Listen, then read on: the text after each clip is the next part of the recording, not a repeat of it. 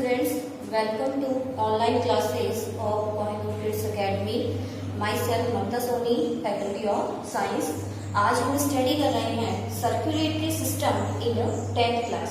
10th class में आज हमारा टॉपिक रहेगा सर्कुलेटरी सिस्टम। इससे पहले हमने 10th क्लास में 2 सिस्टम्स कंप्लीट कर लिए हैं। 2 सिस्टम कंप्लीट कर लिए हैं, digestive system and respiratory system. Digestive system, respiratory system, ये जितने भी सिस्टम्स हमारे बॉडी में होते हैं, इन सभी का फंक्शंस होता है एक पर्टिकुलर फंक्शन को हमारी बॉडी में रिवॉल्व करना। जैसे डाइजेस्टिव सिस्टम होता है, उसका फंक्शन होता है फूड डाइजेशन करना, वैसे ही जो रेस्पिरेटरी सिस्टम होता है उसका फंक्शन होता है रेस्पिरेशन करना। और आज हम जो सिस्टम स्टडी कर रहे हैं सर्कुलेटरी सिस्टम, उसका फंक्शन होता है सर्कुलेशन करना। हमारी बॉडी में सर्कुलेशन किसका होता है? सर्कुलेशन होता है हमारी बॉडी में जैसे कि जो गैसेस होती हैं O2 और CO2 जो कि हमारे ब्लड में डिसॉल्व होती हैं, हमारी बॉडी में जो हार्मोन्स होते हैं, हमारी बॉडी में वेस्ट मटेरियल्स होते हैं या फिर अदर जो न्यूट्रिएंट्स होते हैं, उन सभी का सर्कुलेशन किसके द्वारा किया जाता है? सर्कुलेटरी सिस्टम के द्वारा किया जाता है, जिसे हम आज स्टार्टिंग से स्टडी करेंगे। करेंगे। तो 10th क्लास में आज का हमारा सिस्टम है सर्कुलेटरी सिस्टम। 10th क्लास में सिस्टम है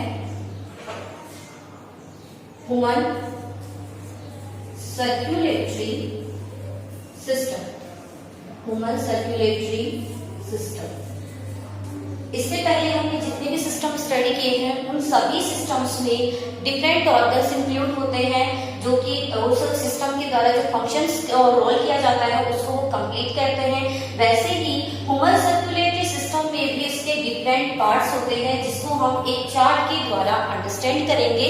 उस चार्ट के द्वारा हमें ये अंडरस्टैंड होगा कि ह्यूमन सर्कुलेटरी सिस्टम में कौन कौन से पार्ट्स इंक्लूड होते हैं। तो ह्यूमन सर्कुलेटरी सिस्टम में सबसे मेन इंपोर्टेंट पार्ट होता है ब्लड, यानी कि ब्लड जो होता है वो कौन से सिस्टम से रिलेटेड है? Human circulatory system. नेक्स्ट इसका पार्ट होता है ब्लड वेसल्स। नेक्स्ट पार्ट है इसका ब्लड वेसल्स और उसके नेक्स्ट पार्ट है इसका heart. It is the part of circulatory system. अब ये जो डिफरेंट पार्ट्स है, इनका अपना अपना कंपोजिशन है। ब्लड जो होता है वो कौन कौन से कंपोनेंट से मिलकर बना है, ब्लड वेसल्स हमारी बॉडी में कौन सी होती हैं, और हार्ट जो होता है वो हमारी बॉडी में उसकी स्ट्रक्चर कैसी होती है, इन सभी पॉइंट्स के बारे में हम आज स्टडी करेंगे। सबसे पहले जो हमारा ब्लड पार्ट है उसके कौन कौन से कंपोनेंट्स होते हैं? तो ब्लड में 2 कंपोनेंट्स प्रेजेंट होते हैं। एक होता है ब्लड का सॉलिड पार्ट और एक होता है ब्लड का लिक्विड पार्ट। ब्लड का जो सॉलिड पार्ट होता है उसे आप कह सकते हैं ब्लड सेल्स, यानी कि ब्लड सेल्स जो होती हैं वो ब्लड के कौन से पार्ट में आती हैं? ब्लड के सॉलिड पार्ट में आती हैं। ब्लड का जो लिक्विड पार्ट होता है उसे हम कहते हैं प्लाज्मा। ब्लड का लिक्विड पार्ट कौन सा होता है? प्लाज्मा। सबसे पहले हम स्टडी करते हैं कि हमारी बॉडी में ब्लड सेल्स कौन सी प्रेजेंट होती है। तो ये हमने प्रीवियस क्लासेस में भी स्टडी किया है कि ब्लड सेल्स मेजरली हमारी बॉडी में कितनी होती हैं? 3। कौन कौन सी? RBC, WBC and platelets. ये होती हैं major blood cells of our body. हमारी बॉडी में ये जो डिफरेंट सेल्स होती हैं इनका फंक्शन भी डिफरेंट होता है। आरबीसी का जो मेन फंक्शन होता है वो होता है transportation of O2 and CO2, यानी आरबीसी सेल्स जो होती हैं वो O2 CO2 का ट्रांसपोर्टेशन करती हैं। डब्ल्यूबीसी सेल्स जो होती हैं वो करती हैं हमारे इम्यून सिस्टम को डेवलप, और जो प्लेटलेट्स होती हैं उसका सबसे मेन फंक्शन होता है ब्लड क्लॉटिंग करना, यानी कि जब भी कोई इंजरी हो जाती है उस टाइम पे ब्लड का जो फ्लो होता है उसको क्लॉट कौन करता है? प्लेटलेट्स करती है। इन सभी सेल्स को हम आगे डिटेल में स्टडी करेंगे। सबसे पहले तो हम ये स्टडी कर रहे हैं कि हमें ब्लड में स्टडी क्या करना है। अब नेक्स्ट आता है कि जो हमारी डब्ल्यूबीसी सेल्स होती हैं इसके 2 पार्ट्स होते हैं हमारी बॉडी में, यानी कि ब्लड में डब्ल्यूबीसी सेल्स जो होती हैं वो कितनी होती हैं? 2। एक तो होती है इसमें ग्रेन्युलोसाइट और एक होती है एग्रेन्युलोसाइट। Granulocyte and एग्रेन्युलोसाइट। अब ये जो ग्रेन्युलोसाइट सेल्स होती हैं इसके भी कितने पार्ट्स होते हैं हमारी बॉडी में? 3 पार्ट्स होते हैं ग्रैन्युलोसाइट के। तो ग्रैन्युलोसाइट के जो 3 पार्ट्स होते हैं उसे हम यहाँ पे स्टडी कर लेते हैं कि ग्रैन्युलोसाइट जो सेल्स हैं उसके मेजरली होते हैं 3 पार्ट्स। कौन कौन से? फर्स्ट होता है इसका न्यूट्रोफिल सेल्स, न्यूट्रोफिल सेल्स। एक होता है इसका इओसिनोफिल सेल्स और नेक्स्ट पार्ट होता है इसका बेसोफिल। ये सभी सेल्स जो हैं वो हमारी बॉडी में क्या वर्क करती हैं? हमारी बॉडी को पैथोजन से प्रिवेंट करने का काम करती हैं। यानी कि जो ग्रैन्युलोसाइट सेल्स जो होती हैं वो अलग अलग पैथोजन के लिए या उनको डिस्ट्रॉय करने के लिए रेस्पॉन्सिबल होती हैं। ग्रैन्युलोसाइट सेल्स होती क्या है? ग्रैन्युलोसाइट का मीन्स होता है कि डब्ल्यूबीसी की वो सेल्स जिनमें ग्रैन्यूल्स प्रेजेंट होती हैं। ग्रैन्यूल्स का मतलब हम क्या समझते हैं? Cell organelles. सेल ऑर्गेनेल्स का मीन्स क्या है? जैसे कि हमारी बॉडी जितनी भी सेल्स होती है, एक बेसिक सेल जिसके अंदर जैसे कि वैक्यूल्स प्रेजेंट होती है, न्यूक्लियस प्रेजेंट होता है, उसके अंदर माइटोकॉन्ड्रिया प्रेजेंट होता है। जितने भी सेल ऑर्गेनेल्स जो हैं वो इस ग्रैन्युलोसाइट सेल्स में प्रेजेंट होते हैं। नेक्स्ट आता है एग्रैन्युलोसाइट। एग्रैन्युलोसाइट जो सेल्स होती हैं उनके टाइप्स होते हैं 2। कौन कौन से? इनका एक टाइप होता है लिम्फोसाइट सेल्स। फर्स्ट टाइप क्या है इनका? Lymphocyte sales. तो इनका फर्स्ट टाइप है लिम्फोसाइट सेल्स और नेक्स्ट टाइप होता है इसका मोनोसाइट सेल्स। अब इन दोनों का फंक्शन हमारी बॉडी में डिफरेंट होता है। लिम्फोसाइट सेल्स जो होती हैं वो हमारी बॉडी में 2 टाइप्स की होती हैं। एक होता है बी लिम्फोसाइट और एक होता है टी लिम्फोसाइट। बी लिम्फोसाइट और टी लिम्फोसाइट इनको भी हम आगे डिटेल में स्टडी करेंगे। और मोनोसाइट सेल्स जो होती हैं ये क्या करती हैं? हमारी बॉडी में जो पैथोजन होता है उसको डिस्ट्रॉय करती हैं बाय दी फैगोसाइटोसिस प्रोसेस। कौन सी प्रोसेस के द्वारा? फैगोसाइटोसिस प्रोसेस के द्वारा ये हमारी बॉडी में पैथोजन को डिस्ट्रॉय करती है। तो ये तो किसका कंपोजिशन था? ब्लड का। ब्लड में हमने क्या स्टडी किया कि ब्लड के 2 मेन कंपोनेंट्स होते हैं, ब्लड का सॉलिड पार्ट, ब्लड का लिक्विड पार्ट। ब्लड का सॉलिड पार्ट होता है उसको हम ब्लड सेल्स कहते हैं। ब्लड का लिक्विड पार्ट जो होता है उसको हम प्लाज्मा कहते हैं। ब्लड का जो ब्लड सेल्स पार्ट होता है उसमें कितनी सेल्स होती हैं? Majorly 3, RBC, WBC and platelets. RBC को हम रेड ब्लड सेल्स कहते हैं। इनका सबसे मेन फंक्शन होता है O2 CO2 का ट्रांसपोर्टेशन करना। डब्ल्यूबीसी सेल्स जो होती हैं उसका सबसे मेन फंक्शन होता है हमारी बॉडी में जो इम्यून सिस्टम होता है उसको डेवलप करना। और प्लेटलेट्स जो होती हैं उसका सबसे मेन फंक्शन होता है हमारी बॉडी में ब्लड क्लॉटिंग करना। हमारी बॉडी में जो डब्ल्यूबीसी सेल्स होती हैं उसके मेजरली कितने पार्ट्स होते हैं? 3, ग्रैन्युलोसाइट एंड एग्रैन्युलोसाइट। ग्रैन्युलोसाइट सेल्स जो होती हैं वो मेजरली कितनी होती हैं? 3। अभी हमने स्टडी किया था, एक होता है वो न्यूट्रोफिल सेल्स, एक होता है बेसोफिल सेल्स और एक होता है eosinophil cells. It is the 3 type of granulocyte cells. उसके बाद में आता है एग्रैन्युलोसाइट सेल्स। एग्रैन्युलोसाइट सेल्स जो होती हैं उसके टाइप्स कितने होते हैं? 2। एक होता है लिम्फोसाइट सेल और एक होता है मोनोसाइट सेल। लिम्फोसाइट सेल्स जो होती हैं उसके टाइप्स कितने होते हैं? 2। B lymphocyte and T lymphocyte. दोनों का फंक्शन होता है हमारी बॉडी के इम्यून सिस्टम को डेवलप करना। उसके बाद में आता है मोनोसाइट सेल। मोनोसाइट सेल्स जो होती हैं वो क्या करती हैं? पैथोजन को डिस्ट्रॉय करती हैं, लेकिन प्रोसेस के द्वारा डिस्ट्रॉय करती हैं। उस प्रोसेस को हम कहते हैं फैगोसाइटोसिस प्रोसेस। फैगोसाइटोसिस प्रोसेस, इस प्रोसेस को हम आगे डिटेल में स्टडी करेंगे। नेक्स्ट पार्ट आता है अपना ब्लड सेल्स। ब्लड वेसल्स जो होती हैं वो हमारी बॉडी में कौन कौन सी होती हैं उसे हम स्टडी करते हैं। ब्लड सेल्स जो होती हैं, ब्लड वेसल्स, वो हमारी बॉडी में होती हैं 3। कौन सी? एक होती है, फर्स्ट होती है आर्टरी, नेक्स्ट होता है वेन और इससे नेक्स्ट आता है कैपिलरी। ये ब्लड सेल्स जो होती हैं, ब्लड वेसल्स, हमारी बॉडी में ब्लड का फ्लो करती है। कुछ वेसल्स होती हैं जिसमें प्योर ब्लड फ्लो होता है, कुछ वेसल्स होती हैं जिसमें इम्प्योर ब्लड फ्लो होता है और कुछ वेसल्स होती हैं जो कि हमारे सेल्स में जाने के बाद में मिलियन ऑफ नंबर्स में डिवाइड हो जाती हैं, जिसको हम कहते हैं कैपिलरी। तो आर्टरीज जो होती हैं वो हमारी बॉडी में प्योर ब्लड का सर्कुलेशन करती हैं। प्योर ब्लड का मीन्स क्या होता है? जिस ब्लड में O2 प्रेजेंट है, मतलब जो ऑक्सीजनेटेड जो ब्लड होता है उसको हम प्योर ब्लड कहते हैं, उसका सर्कुलेशन करती हैं आर्टरीज। वेन में कौन सा ब्लड फ्लो होता है? Impure blood. इम्प्योर ब्लड का मतलब आप क्या समझेंगे? जो CO2 वाला जो ब्लड होता है, जिसे हम कह सकते हैं डीऑक्सीजनेटेड ब्लड, वो कौन सी वेन में, वेसल्स में फ्लो होता है? वेन। अब नेक्स्ट पार्ट आ जाता है अपना हार्ट। इन सभी पार्ट्स को हमें डिटेल में स्टडी करना है। तो ब्लड के कितने कंपोनेंट्स हो गए? 2। उसमें हमने पढ़ा है सॉलिड एंड लिक्विड। तो सबसे पहले हम कौन सा पार्ट पढ़ेंगे? Liquid part. लिक्विड पार्ट कौन सा है? प्लाज्मा। तो सबसे पहले हम ब्लड स्टडी करेंगे और ब्लड में हम कौन सा पार्ट स्टडी करेंगे? प्लाज्मा। अब आता है हमारे, सबसे पहले हम स्टार्ट कर रहे हैं ब्लड, और ब्लड में हमारा फर्स्ट पार्ट है उसका लिक्विड पार्ट, जिसे हम कहते हैं plasma. Plasma, what is the plasma? सबसे पहले तो हम ये अंडरस्टैंड करते हैं कि प्लाज्मा है क्या। हमारे ब्लड में डिफरेंट सेल्स प्रेजेंट होती हैं, आरबीसी, डब्ल्यूबीसी एंड प्लेटलेट्स। हमने अपनी प्रीवियस क्लासेस में स्टडी किया है कि प्लाज्मा जो होता है वो हमारे ब्लड का एक येलो कलर पार्ट होता है जो कि ट्रांसपोर्टेशन में हेल्प करता है। तो प्लाज्मा में अगर आरबीसी सेल्स प्रेजेंट होती तो प्लाज्मा का कलर कैसा होता? रेड।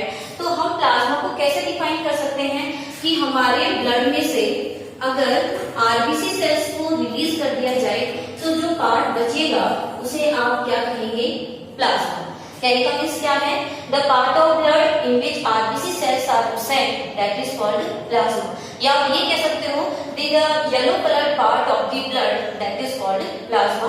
तो सबसे पहले तो आप ये बताएंगे कि प्लाज्मा जो होता है वो कौन से कलर का दिखाई देता है? प्लाज्मा जो होता है वो लाइट येलो कलर का दिखाई देता है। कैसा होता है? Light yellow. अब प्लाज्मा के अंदर ये जो लाइट येलो कलर होता है वो किसकी वजह से होता है? प्लाज्मा में एक पिगमेंट प्रेजेंट होता है, उस पिगमेंट को हम कहते हैं बिलिरुबिन पिगमेंट। Bilirubin pigment. ये जो बिलिरुबिन पिगमेंट है इसका सेपरेशन लीवर के द्वारा किया जाता है। हमारी बॉडी में लीवर जो है वो मेनली 2 पिगमेंट का सेपरेशन करता है। लीवर के द्वारा कितने पिगमेंट का सीक्रेशन होता है? 2। एक होता है उसमें बिलिरुबिन और एक होता है बिलिवर्डिन। Bilirubin and बिलिवर्डिन। बिलिरुबिन पिगमेंट जो होता है उसका कलर होता है येलो, और बिलिवर्डिन पिगमेंट जो होता है उसका कलर होता है ग्रीन। अब ये दोनों पिगमेंट जो होते हैं वो हमारे बॉडी में अलग अलग सेक्रेशन में प्रेजेंट होते हैं। बिलिरुबिन पिगमेंट जो है वो प्रेजेंट होता है प्लाज्मा में, इसीलिए प्लाज्मा का कलर कैसा होता है? येलो। और बिलिवर्डिन पिगमेंट जो होता है वो प्रेजेंट होता है हमारे बाइल जूस में। बाइल जूस का कलर कैसा होता है? Green, due to presence of biliverdin pigment. हमारे बॉडी में जो बाइल जूस होता है आपको पता है कि वो कौन से फूड कंपोनेंट का डाइजेशन करता है? फैट का डाइजेशन करता है। यानी कि फैट को उसके सिंपल कंपोनेंट्स में कन्वर्ट करने का काम कौन करता है? बाइल जूस करता है, जिसका सेपरेशन किसके द्वारा किया जाता है? लीवर के द्वारा किया जाता है, जो कि हमने प्रीवियस वीडियो में स्टडी कर लिया है। तो अभी हम क्या स्टडी कर रहे हैं कि बिलिरुबिन यानी प्लाज्मा जो है उसका yellow colour, light yellow colour किसकी वजह से होता है? बिलिरुबिन पिगमेंट की वजह से होता है। It is secreted by the liver. Next आता है कि प्लाज्मा में ओनली कौन सी सेल्स प्रेजेंट होती हैं? प्लाज्मा में ओनली डब्ल्यूबीसी एंड प्लेटलेट्स, यही सेल्स प्रेजेंट होती हैं, और आरबीसी सेल्स जो होती हैं वो इसमें क्या होती हैं? एब्सेंट होती हैं। प्लाज्मा में आरबीसी सेल्स क्या होती हैं? एब्सेंट। अगर आरबीसी सेल्स प्रेजेंट होती तो प्लाज्मा का कलर हमें कैसा दिखाई देता? रेड, क्योंकि आरबीसी में आपको पता है पिगमेंट प्रेजेंट होता है हीमोग्लोबिन, जिसका खुद का कलर कैसा होता है? रेड। ये जो अगर आरबीसी में प्रेजेंट होती तो वो हमें कैसा कलर दिखाई देता? प्लाज्मा। तो प्लाज्मा का मीन्स क्या? अभी हमने अंडरस्टैंड ये अभी केवल ये अंडरस्टैंड किया है कि what is plasma. Plasma is a light yellow colour fluid and in plasma bilirubin pigment is present which provide the yellow color to the plasma, and in plasma WBC and platelets are found, RBC cells are does not found in the plasma. अब next हम study करते हैं composition of plasma कि plasma जो है उसका composition क्या होता है, कि प्लाज्मा जो है उसके कौन कौन से पार्ट्स होते हैं, जिसे हम स्टडी करेंगे कंपोजिशन ऑफ प्लाज्मा में। तो नेक्स्ट हम स्टडी करते हैं composition of plasma. Next point है composition of plasma. Composition of plasma में कहने का मीन्स इसमें कौन कौन से मेजर कंपोनेंट्स होते हैं। So the major components in plasma are, अब कौन कौन से होते हैं। प्लाज्मा में 90% तो क्या प्रेजेंट होता है, वाटर। प्लाज्मा में जो कंपोनेंट होते हैं मेनली उसमें 90% क्या होता है, वाटर। प्लाज्मा में 1% होता है ग्लूकोज। ग्लूकोज एक type of sugar that is present in our body and provide energy to different cells. Next आता है 9% इसमें क्या प्रेजेंट होती है प्लाज्मा में, प्रोटीन। 9% क्या प्रेजेंट होती है, प्रोटीन। अब प्लाज्मा में कौन सी प्रोटीन प्रेजेंट होती है उसे हम स्टडी करते हैं। प्लाज्मा में एक प्रोटीन होती है थ्रोम्बिन। फर्स्ट प्रोटीन कौन सी होती है, थ्रोम्बिन। नेक्स्ट होती है इसमें प्रोथ्रोम्बिन। नेक्स्ट आता है इसमें फाइब्रिन, उससे नेक्स्ट फाइब्रिनोजन, और उससे नेक्स्ट लास्ट आता है globulin protein. It is the main protein found in plasma. तो प्लाज्मा का कंपोनेंट्स क्या है, 90% होता है उसमें वाटर, 1% होता है उसमें ग्लूकोज और 9% उसमें क्या प्रेजेंट होता है, प्रोटीन। प्रोटीन जो होते हैं वो मेजरली 5 होते हैं प्लाज्मा में। फर्स्ट होता है उसमें थ्रोम्बिन, नेक्स्ट होता है उसमें prothrombin, fibrin, fibrinogen and globulin. जितनी भी ये प्रोटीन्स हैं इसमें सबसे एक मेन प्रोटीन होती है fibrinogen. Fibrinogen is the main protein और इन द प्लाज्मा, क्योंकि ये वो प्रोटीन होती है जो कि ब्लड क्लॉटिंग में हेल्प करती है। अगर ये प्रोटीन हमारी बॉडी में नहीं होगी तो हमारी बॉडी में ब्लड क्लॉटिंग नहीं होगी। तो फाइब्रिनोजन प्रोटीन जो है ये क्या वर्क करता है, फाइब्रिनोजन प्रोटीन जो है वो हमारी बॉडी में ब्लड क्लॉटिंग में हेल्प करता है। ब्लड क्लॉटिंग का मीन्स मैंने आपको बताया कि ब्लड क्लॉटिंग का मीन्स होता है कोई भी इंजरी हो जाती है तो वहां से जो ब्लड फ्लो होता है उसको क्लोज करने का काम या क्लोट करने का काम कौन करता है, फाइब्रिनोजन प्रोटीन के द्वारा किया जाता है। इसको हम ब्लड क्लॉटिंग प्रोटीन भी कहते हैं। तो ये थे क्या कंपोनेंट्स ऑफ प्लाज्मा। अब प्लाज्मा में इसके अलावा प्लाज्मा का एक पार्ट होता है serum. What is the serum, उसे भी हम स्टडी करते हैं कि सीरम जो होता है उसे वो क्या होता है और सीरम हमारी बॉडी में क्या फंक्शन करता है। तो नेक्स्ट पार्ट है अपने सीरम। सीरम क्या है, अभी हमने स्टडी किया था कि प्लाज्मा क्या होता है, ब्लड में से अगर आरबीसी सेल्स को रिलीज कर दिया जाए तो जो पार्ट बचेगा उसे आप क्या कहेंगे, प्लाज्मा। ऐसे ही अगर प्लाज्मा में से फाइब्रिनोजन प्रोटीन को रिलीज कर दिया जाए, फाइब्रिनोजन, तो उस पार्ट को आप क्या कहेंगे, सीरम। सीरम मीन्स होता है the part of blood in which fibrinogen protein does not found, that is called serum. तो सीरम हमारी बॉडी में ब्लड क्लॉटिंग में हेल्प नहीं करता, ये प्लाज्मा का ही पार्ट होता है, लेकिन ये ब्लड क्लॉटिंग में हेल्प नहीं करता क्योंकि इसमें ब्लड क्लॉटिंग प्रोटीन एब्सेंट होती है। तो सीरम किस में हेल्प करता है, सीरम हेल्प करता है ट्रांसपोर्टेशन में। तो सीरम जो है उसका फंक्शन क्या हो गया, ट्रांसपोर्टेशन करना। अब ट्रांसपोर्टेशन जो है वो सीरम किसका करता है, हमारी बॉडी में जितने भी न्यूट्रिएंट्स होते हैं, हार्मोन्स होते हैं, गैसेस होती हैं, उनके ट्रांसपोर्टेशन में सीरम जो है वो हेल्प करता है। तो अभी तक हमने प्लाज्मा में क्या स्टडी किया, हमने स्टडी किया कि what is plasma, what is the composition of plasma and what is the serum, that is part of plasma. Next हम स्टडी करते हैं फंक्शन ऑफ प्लाज्मा। प्लाज्मा जो है उसका क्या फंक्शन होता है, प्लाज्मा हमारी बॉडी में क्या रोल प्ले करता है। तो नेक्स्ट हमारा पॉइंट है फंक्शन ऑफ प्लाज्मा।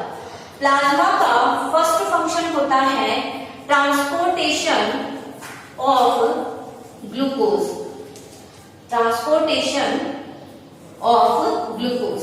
ये ग्लूकोज के ट्रांसपोर्टेशन में हेल्प करता है क्योंकि प्लाज्मा में 1% क्या प्रेजेंट होता है, ग्लूकोज प्रेजेंट होता है। नेक्स्ट आता है प्लाज्मा जो होता है वो किसमें हेल्प करता है? Help in blood clotting. किसमें हेल्प करता है? ये ब्लड क्लोटिंग में हेल्प करता है, क्योंकि आपको पता है प्लाज्मा में कौन सी प्रोटीन प्रेजेंट होती है? फाइब्रिनोजन, जिसको हम ब्लड क्लोटिंग प्रोटीन कहते हैं, जो कि हमारी बॉडी में ब्लड क्लोटिंग में हेल्प करता है। नेक्स्ट आता है plasma maintain pH value of blood. अब पीएच वैल्यू ऑफ ब्लड कितनी होती है? पीएच वैल्यू होती है 7.4। ये जो पीएच वैल्यू होती है इसका मतलब मैंने आपको प्रीवियस क्लासेस में भी बताया था। पीएच को मेजरमेंट करने के लिए, पीएच का मतलब होता है कि कोई भी सब्सटेंस होता है उसका एसिड और बेसिक नेचर या उसका न्यूट्रल नेचर, उसको आइडेंटिफाई करने के लिए हम एक स्केल यूज करते हैं। उस स्केल के अंदर जो वैल्यू होती है वो दी हुई होती है 0 से 14। तो ये जो 0 से 14 वैल्यू होती है, इसके मिड में एक वैल्यू दी होती है 7। जब वैल्यू किसी भी सब्सटेंस की 0 से 7 के बीच में आती है तो उसे हम कहते हैं कि जो उसका नेचर है वो कैसा है? एसिडिक है। अगर वैल्यू 0 से 7 के बीच में आए तो नेचर कैसा होगा? एसिडिक। अगर वैल्यू 7 से 14 के बीच में आती है तो नेचर होता है बेसिक। नेचर कैसा होगा? बेसिक। और अगर वैल्यू ओनली 7 आती है तो नेचर कैसा होता है? न्यूट्रल। न्यूट्रल का मतलब क्या है कि सब्सटेंस जो है वो ना तो एसिडिक नेचर शो करेगा ना वो बेसिक नेचर शो करेगा, वो कैसा रहेगा? न्यूट्रल नेचर का रहेगा। अब आता है हमारी ब्लड की पीएच वैल्यू। अब ब्लड की पीएच वैल्यू हम कितनी स्टडी करते हैं? 7.4। तो 7 से अबो है इसकी वैल्यू। इसका मतलब हमारा जो ब्लड है उसका नेचर कैसा होता है? हमारा ब्लड जो होता है वो बेसिक नेचर का होता है। अब ऐसा नहीं होता है कि 7.4 से हमारे ब्लड में पीएच वैल्यू या तो 7 से भी ज्यादा हो जाए या 7 से कम हो जाए। ऐसी कंडीशन हमारे ब्लड में नहीं होती है।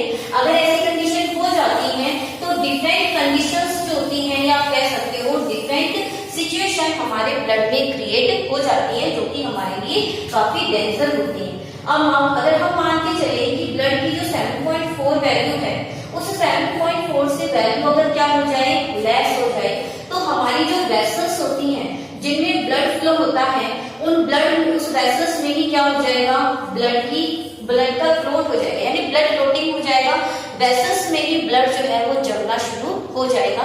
इसीलिए ब्लड की जो वैल्यू होती है वो 7.4 से कम नहीं होती। अगर हम मान के चलिए कि 7.4 से वैल्यू क्या हो जाए? मोर, तो वो भी हमारे बॉडी के लिए या हमारे लिए डेंजरस होता है। क्यों? क्योंकि 7.4 से अगर वैल्यू ज्यादा हो जाती है तो ब्लड जो होता है वो किस में कन्वर्ट हो जाता है? वाटर में कन्वर्ट हो जाता है। तो कहने का मीन्स क्या है? ना तो 7.4 से कम होनी चाहिए ना 7.4 से ज्यादा होनी चाहिए। ब्लड की value fix value pH value कितनी होती है? 7.4। तो ये था किसके बारे में? प्लाज्मा के बारे में। प्लाज्मा में हमने स्टडी किया। For watching my video download the PDF file of this topic from description link. Thank you.